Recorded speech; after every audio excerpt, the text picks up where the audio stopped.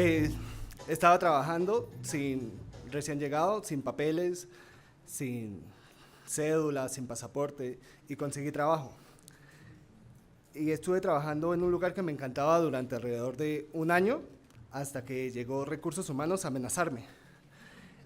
Me dijeron como, marico, o sea, muy bien, muy bien el trabajo que está haciendo, pero saque sus papeles. Y yo detesto mucho hacer trámites, de verdad preferiría cortarme un pie antes de hacer cualquier trámite. Y en mi cabeza sacar la cédula era un trámite extremadamente sencillo, por eso lo había aplazado muchísimo.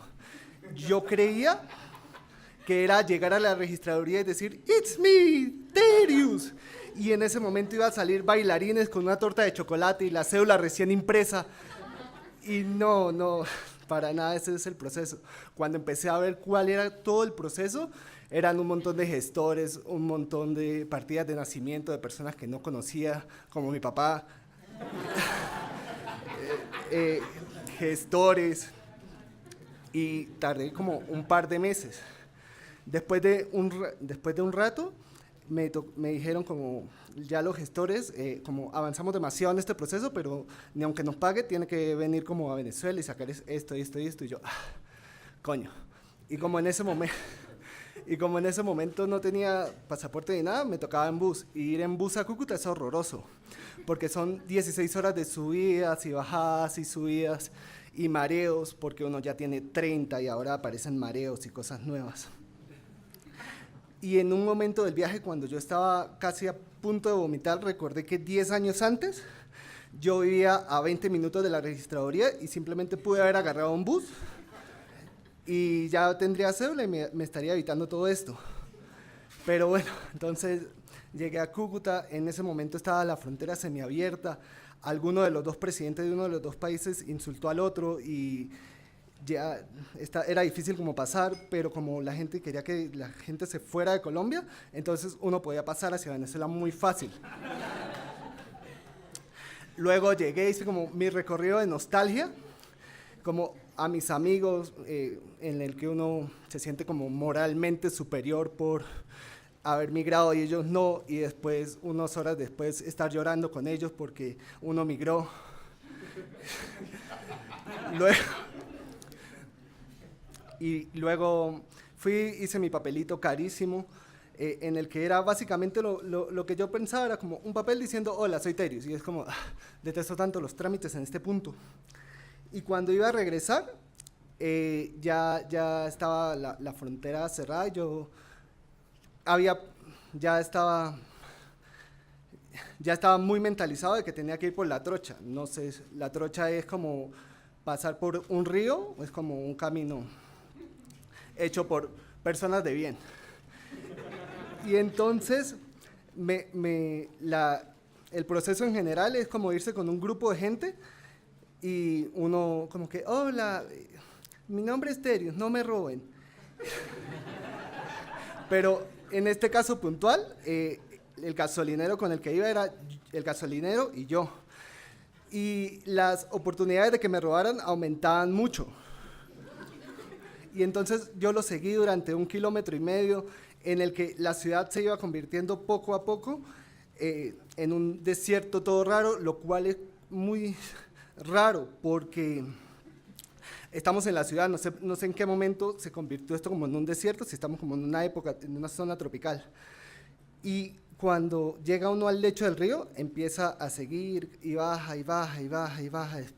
Y ese recorrido que básicamente era como dar 1,5 cuadras de distancia, por alguna razón, duró como 2 horas. Y yo estaba extremadamente asustado. Yo dije, no, aquí me van a robar.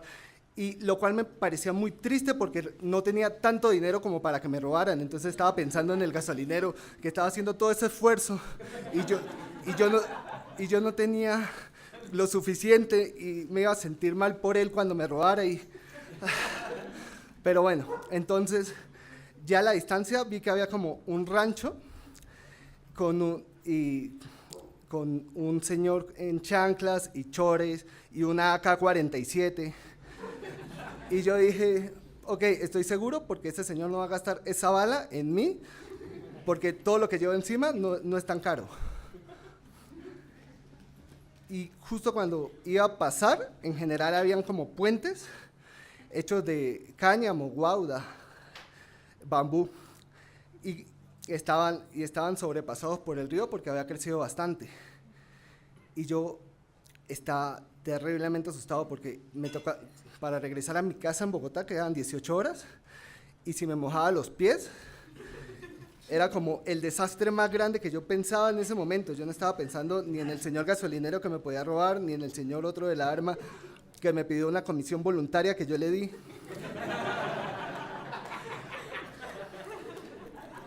Y justo dije, no, o sea, no puedo regresarme porque no tengo un lugar a donde regresar, tengo que pasar el río.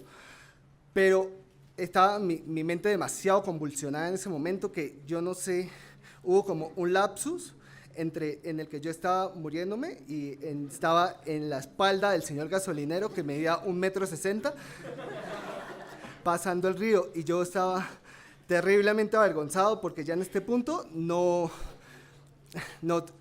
tenía cómo darle algo. Yo dije, espero que esta contribución voluntaria del otro lado del río sea suficiente. Y cuando llegamos al otro lado del río me di cuenta de algo que no me había dado cuenta en la orilla pasada. El río no estaba tan profundo. Yo me pude haber quitado los zapatos, las medias y subirme la bota del pantalón y haber pasado caminando tranquilo. Tuve como un lapsus mental horroroso sin necesidad alguna.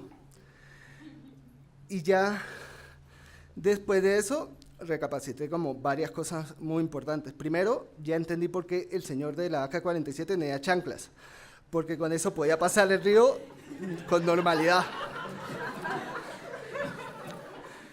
Y segundo, que en cada momento de mi vida los trámites siempre me han llevado a un lugar horroroso. Y este fue como el fin del lugar horroroso al que me llevaron los trámites. Y esa es toda mi historia. Que tengan una bonita noche.